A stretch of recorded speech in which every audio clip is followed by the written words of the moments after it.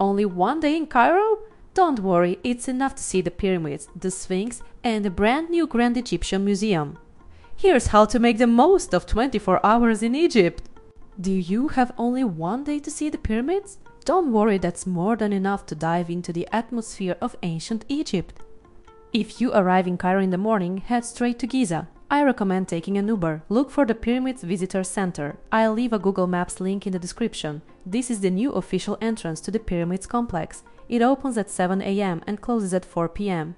When buying your ticket, keep in mind that you can go inside the pyramids. If you're healthy, not afraid of steep climbs, and don't suffer from claustrophobia, don't miss this chance. It's an unforgettable experience. After buying your tickets, you'll be taken with other tourists on air-conditioned shuttle buses through the entire complex. You can hop off at each stop, walk around, take photos, and then hop back on buses run every few minutes. We never waited more than 5 minutes. There is one unpleasant part, the endless camel touts. They will keep approaching you, offering rides and photos, even for free.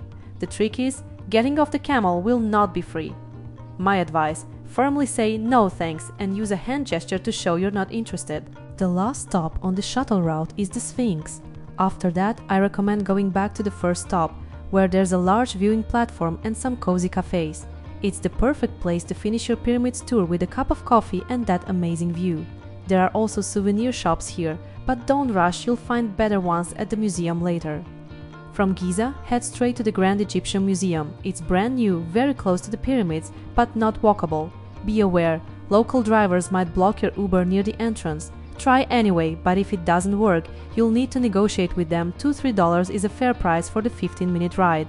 The museum is absolutely stunning. Entry tickets start from $25. Right at the entrance, you'll be greeted by a giant statue of Ramses. Then comes a grand hall with cafes, restaurants, shops, and, of course, the museum galleries. The official opening is in November, when they'll move Tutankhamun's treasures here from the old Cairo Museum. With 12 halls, the new museum is big enough to impress you but not overwhelm you. My advice: after the pyramids, recharge with lunch at the museum restaurants first. Our lunch for two with salads, starters, and two main dishes was only $41, and the food was excellent.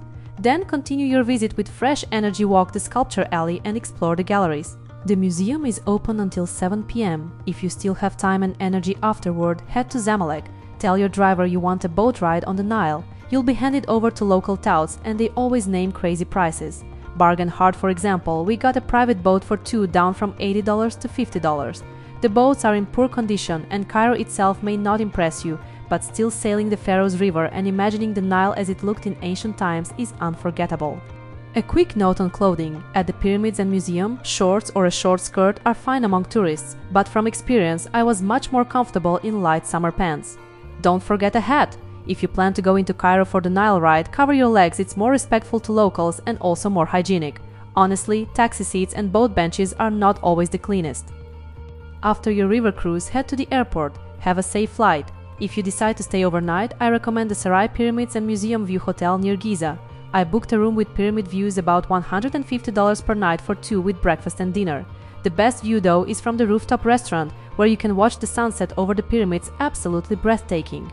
One last tip: tipping is part of daily life here, called bakshish. Keep a few small bills ready. $1 or $2 is enough, and in restaurants and taxis a 10% tip is customary.